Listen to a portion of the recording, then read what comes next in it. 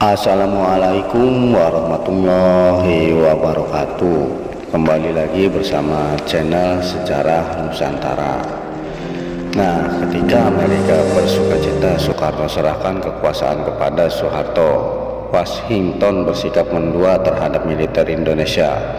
Bahkan ketika mendukung upaya Angkatan Darat menumpas PKI dan merebut kekuasaan Presiden Soekarno, para pejabat Amerika Serikat khawatir mengenai kesediaan Angkatan Darat untuk menyingkirkan Soekarno dan menolak tuntutan negara-negara Barat untuk merestrukturisasi ekonomi dan kebijakan luar negeri Indonesia. Negara-negara Barat bersikeras bahwa Angkatan Darat bukan hanya harus menghancurkan PKI, tetapi juga harus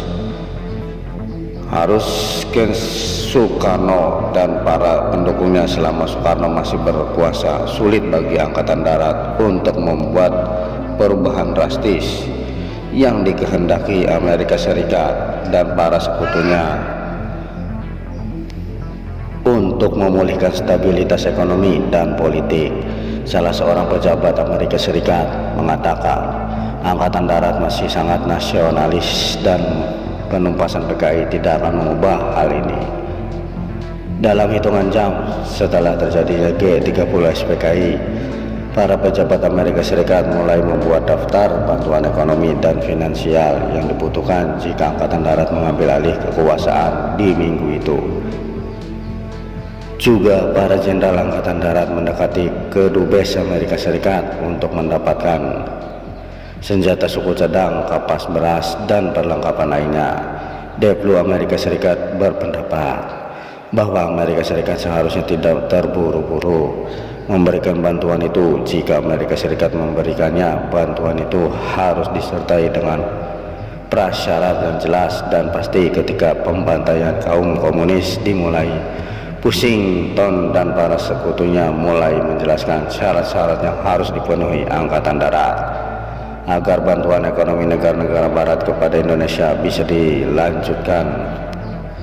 Penumpasan PKI saja tidak cukup, Presiden Soekarno harus disingkirkan. Konfrontasi dengan Malaysia harus dihentikan. Serangan-serangan terhadap kebijakan dan investasi Amerika Serikat serta negara-negara Barat harus dihentikan. Pemberian bantuan itu akan dikaitkan dengan kesediaan Indonesia untuk mengatasi masalah struktural yang selama ini menghambat kemajuan pembangunan ekonomi. Pemberian bantuan itu juga akan dikaitkan dengan kesediaan Indonesia untuk menerima rencana-rencana ekonomi yang disetujui oleh Amerika Serikat dan IMF serta pencairannya di bawah pimpinan Jepang. Para pejabat Amerika Serikat mengungkapkan rasa frustasinya ketika menpangkat legend dan para perwira Angkatan Darat lainnya ingin membicarakan masalah bantuan ini secara terpisah dari konteks politik ekonomi yang lebih luas dari hubungan Amerika Serikat, Indonesia. Soeharto dan para perwiranya mengatakan kepada Dubes Amerika Serikat Marshall Grant, beberapa besar nilainya bagi kami jika PKI ditumpas dan kecenderungan politis di sini berbalik sehingga bagian wilayah Asia Tenggara yang besar ini akan selamat dari komunisme. Para pemimpin Angkatan Darat memiliki strategi yang jelas. Mereka memeras bantuan dari negara-negara Barat sebanyak mungkin. Strategi ini dilakukan dalam rangka mengkonsolidasikan kekuasaannya sambil menghindari syarat-syarat yang ingin ditetapkan oleh Washington. Posisi perusahaan-perusahaan minyak negara Barat di Indonesia merupakan isu yang paling penting pada September tahun 1965. Presiden Soekarno telah memerintah Waperdam III Khairul Saleh untuk mengambil alihan manajemen dari tangan Amerika Serikat dan mempercepat pembelian aset penyulingannya pasca G30S. Posisi pemerintah ini tidak berubah. Perlu waktu untuk membina sebuah dialog yang bermakna dengan Angkatan Darat perihal urusan perminyakan, Kedubes Amerika Serikat.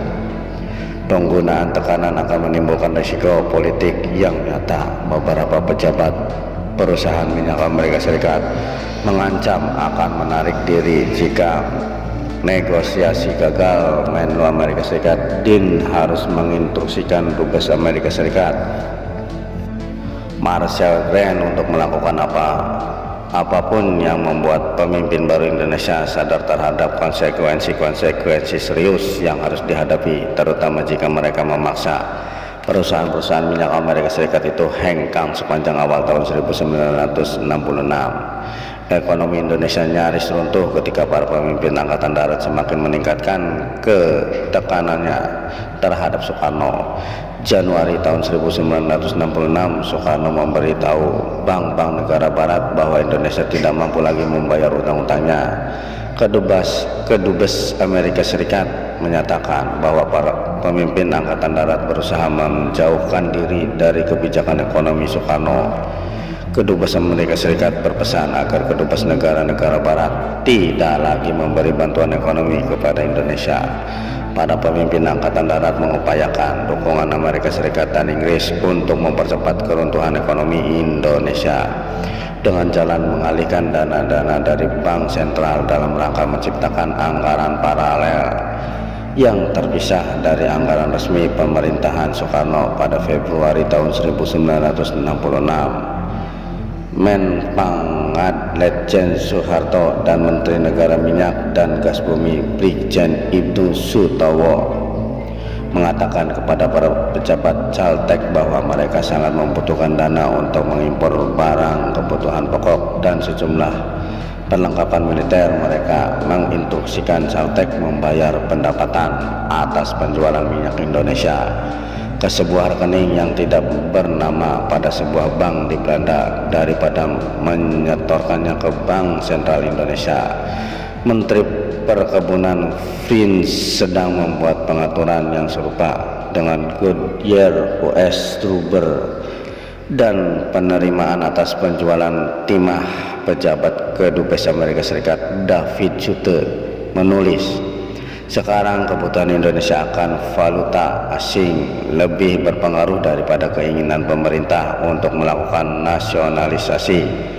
Pengalihan sumber-sumber utama devisa Indonesia merupakan pukulan telak terhadap Presiden Soekarno, sehingga pemerintah tidak memiliki akses untuk mendapatkan devisa utama, menunjukkan ketidakberdayaan Soekarno untuk memberi makan dan pakaian kepada rakyatnya. Pada tanggal 11 Maret tahun 1966, di tengah-tengah meningkatnya tekanan politik yang gila tekan oleh Angkatan Darat, Presiden Soekarno menyerahkan kekuasaan kepada Menpangad Letjen Soeharto. Para pejabat Amerika Serikat nyaris tidak bisa menyembunyikan kegembiraannya atas berita ini. Penumpasan PKI dan terkikisnya kekuasaan Soekarno telah menggeser dinamika hubungan Amerika Serikat Indonesia Washington, mulai mengalihkan perhatiannya untuk membantu Angkatan Darat mengkonsolidasikan rejim yang moderat, bertanggung jawab, dan berpikiran ekonomis di Jakarta. Bagi Soeharto dan para perwira Angkatan Darat sekutu militernya, tugas yang paling penting bersifat politis adalah membersihkan para pendukung fanatik Soekarno, mengakhiri konfrontasi dengan Malaysia, melanjutkan serangan terhadap PKI, dan mengkonsolidasikan kekuasaan rejim militernya. Para pejabat Amerika Serikat mendukung bahwa tugas-tugas penting yang harus diselesaikan Indonesia adalah di bidang ekonomi, seperti melanjutkan bantuan internasional, menstabilkan dan mobilisasi perekonomian, meraih kembali kepercayaan para investor dan kreditor, serta melibatkan Indonesia kembali ke dalam jaringan-jaringan pengaruh negara-negara barat. Prioritas tersebut benar-benar menegaskan kaitan antara anti komunisme dan pelaksanaan kewajiban politik dan ekonomi yang menjadi konsekuensinya. Sekian dan terima kasih. Salam kerja keras, kerja pintar, dan kerja ikhlas. Salam Bhinneka Tunggal Ika dan salam gotong royong.